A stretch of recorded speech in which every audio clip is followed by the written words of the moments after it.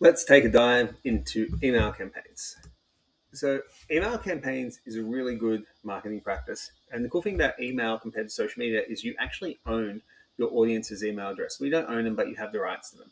The cool thing about that is your Instagram, your Facebook, your social media account can be taken away very, very quickly by Meta or another platform simply because you haven't fit the rules or you've done something or simply someone's reported you. So you have very low control over that audience. So it's really important to always be building an email list up because email list can be something that once it gets big enough can certainly sell really, really effectively. So with email, these are the kind of steps that you need to take each and every time. You need to have some decent content that's relevant and valuable to the readers, educational, entertaining, and actionable that basically allows them to solve a problem. So if you're dealing with, say, diabetes and blood sugar regulation, you might go through this is one of the best workouts you can do to regulate your blood sugar and why.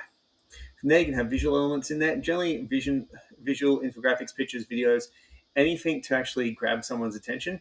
If you want to do two for the price of one, you craft the content for the email and then you film a version of it, which you can also use as your social media post as well and YouTube as long form content. You can really maximize the amount of content you get. From there, design for readability. Again, you don't want to ever do an essay. Okay, headings, bullet points, short paragraph, short and to the point is better for email rather than really long essays because people don't have the attention span to do that. They want to find something useful that they can get into straight away. Have a call to action, okay, which is super important, like a link to sign up for a course, a link to find out more about your coaching, something to purchase. Always have a call to action in the email to take them to somewhere else of stuff at yours. And then what you can do is personalize the content. So all email newsletters allow you to insert someone's name. It's generally in the composing section where you can actually insert first name. And then what happens is each email will be personalized to that person.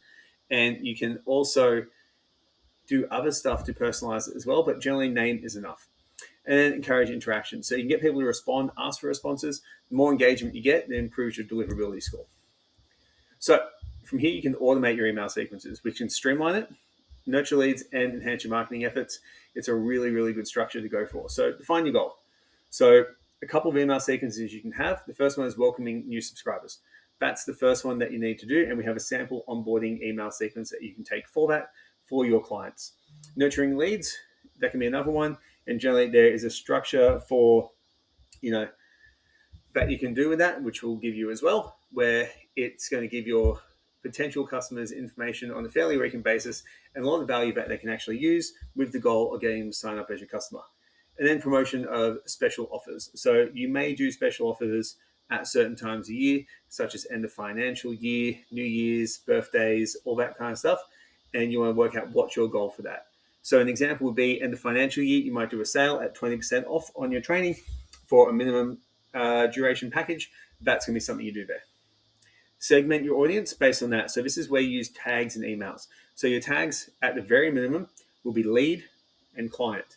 Okay, so you really wouldn't want your leads to get your client onboarding sequence, and you wouldn't want that, the vice versa of that. Okay, so from there, that's what you need to do, and you can take that and make that more and more granular over time. You can go female leads, you could go male leads, female clients, male clients. You could do clients for low ticket, high ticket, medium ticket, whatever kind of package you offer. So I would have ascend students, ascend mentoring students, ascend clients. I have a couple of different lists there for that. Next one is design engaging workflows. So map out the sequence, timing, and call to actions to make sure it all fits. So a lot of that could be stuff like tomorrow I'll go into more detail about why X is going to secret to helping you get Y. Okay. And then with your content, that's what aligns with that goal of the sequence. So it all needs to be cohesive. Your email sequence that you deliver shouldn't just be random stuff. It should all fit together. Now, what you can do over time is test and refine with A/B split testing. This is quite easy to do, but very time consuming to do at the same time.